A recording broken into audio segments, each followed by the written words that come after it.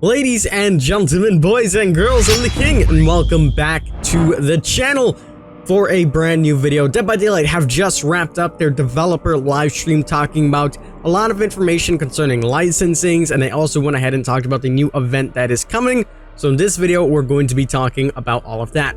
Quick reminder, we are live on Twitch right now. We're going to be talking about this a little bit more, playing some DBD games and answering some of your questions, so make sure you guys come out and say hello. With that being said, we can go ahead now and talk about all of the information that we received. Now, they didn't give us too much things concerning the license or anything like that, just answering questions that are frequently asked to the devs and things like that. So I'll go ahead and read some of these questions and basically answer them for you. I wrote them down on some sticky notes, so let's go ahead over the information.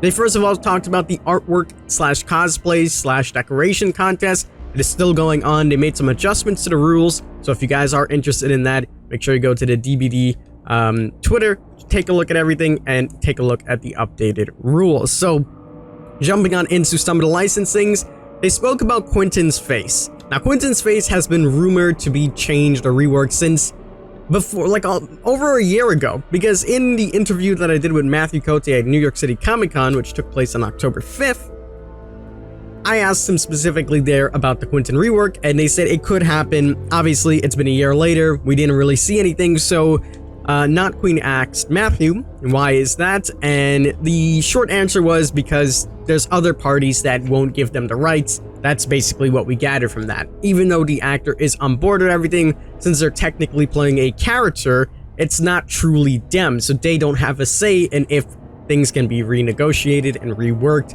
and that's why we haven't seen any reworks for Quentin's face, sadly. So of course we will have to wait. So every actor has different rights, depends on the licensings. Again, that's pretty much the answer that they gave us. So maybe towards the future we could see something like that happening, but as of now we could rule it out, and we would have to say that we will need to wait. They then went ahead and talked about licensing perks and basically how the character is perceived in game based on balancing and things like that. And the answer that they gave us was that every time that they bring a character into the game, some characters and people that they work with, it's a little bit more difficult to explain what gaming is to them because they're, way older, so they don't really understand that, hey, for example, we're gonna put Myers into the game and he's gonna stalk somebody. Sometimes it's as easy as that, as just telling them that and they'll understand. Sometimes it's not. For the people that are more tech savvy, they may want to put in or incorporate certain things for their licensing. So the people that are not, they give mainly the justification to DBD to do whatever they like. They also gave us something that's a little bit important that I personally didn't know, and I think this is useful information for us all. They said that anytime that they make changes to these licensing characters, whether that be text changes, add-on changes, they typically show this to the license holders, and sometimes that can delay the process even more. So that kind of gives us a heads up on if these changes can come out rapidly. We always say that we want changes for like licensed killers, Ghostface, Demogorgon, Freddy, but now that we know that licensings have a say in this as well and they need to approve some of these changes, it makes more sense why some of these things takes longer than it is. We have a definite answer from the devs now. They also talked about skins coming on in for these licensed characters, saying that some people are more lenient in bringing in certain skins, some people's are not as lenient, so that's pretty much the answer that we got. Some things we already knew, but they just cleared the air for a lot of people that always goes into some of the comments and are like, bring this in, bring this in. They also confirmed that everything that we've ever recommended, they definitely have spoken about before in the office and seeing if it could work out in DBD, which is really awesome. They gave some very interesting examples of it, but that's always good to know that they've considered pretty much everything if it could fit in DBD. And they also said that they like to keep a balance of at most 50-50, so they have 4 chapters a year, 2 licensed characters a year, and 2 originals at most. And they said they pretty much accomplished that. They're really close to the margin.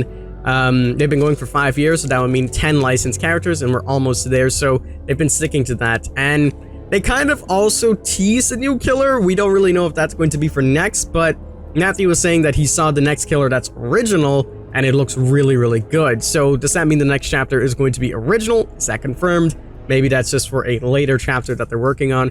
We don't really know. They also said that we could be seeing some very big licensings that will blow our mind, like Silent Hill. So if that's the case, I'm ready. Moving on, they talked about the new event that's coming on, the Eternal Blight. Obviously, everybody's been asking, when is this coming out? When is this coming out? Are we going to be able to play it? Yada, yada, yada. As you guys know, it has been confirmed on Dead by Daylight's social medias and pretty much everywhere that the event is 100% coming, and it's going to be coming on the 21st of October all the way to the 4th of November. During this time, the event is going to be available for us. We'll have the brand new archives that intertwines with this. We'll have a bunch of skins that we talked about in other videos. They even showed us one of those skins, and that's pretty much how it's going to work. So I'm just going to talk about all the things that are going to come on into the event. We did speak about this when they were leaked, but now it is technically confirmed, so we can reassure you that these are coming. So here is what I have. We are going to have those Pustula Petals offerings coming on in again. These will go ahead and spawn, you know, spooky generators, spooky hooks. You use them, you get bonus blood points. So no double blood point event or anything like that. Instead, we're going to be getting this.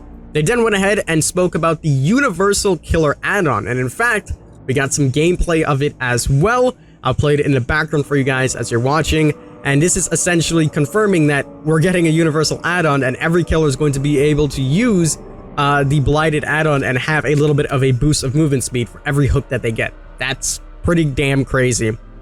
They spoke about how we are also going to get new add-ons for the flashlight, which was the broken bulb, and the medkit add-on, but they didn't actually show the medkit add-on, but we do know what it does. For those of you guys that don't know, it's pretty much just like the compound serum that we have for the killers, except the survivors will have a speed boost. They spoke about how the Halloween lobby, since we already technically have a blighted lobby, they're just going to throw in some more pumpkins and make it a little bit more unique. So we'll be seeing that for the Halloween loading themed. And they asked, are we going to be seeing more blighted outfits? The answer was yes. And of course, we know some of those from the leaks. Again, not confirmed, take it with a grain of salt, but we can expect those to come on out. If you want to care about all of those, we have another video on that.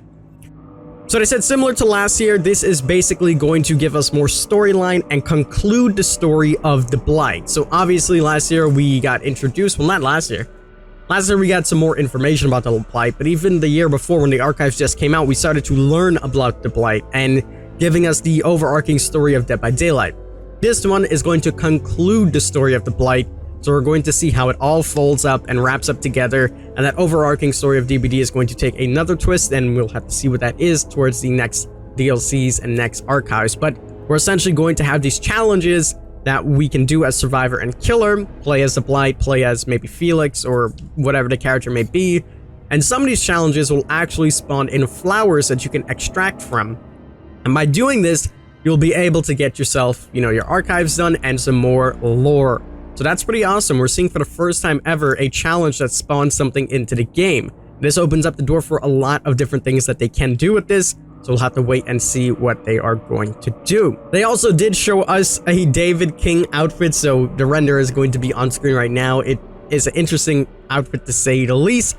They spoke about the charms that we're going to get, and they said that throughout the levels, we're going to have a growing Pustula charm of the plant. So that's what we can expect for the archives.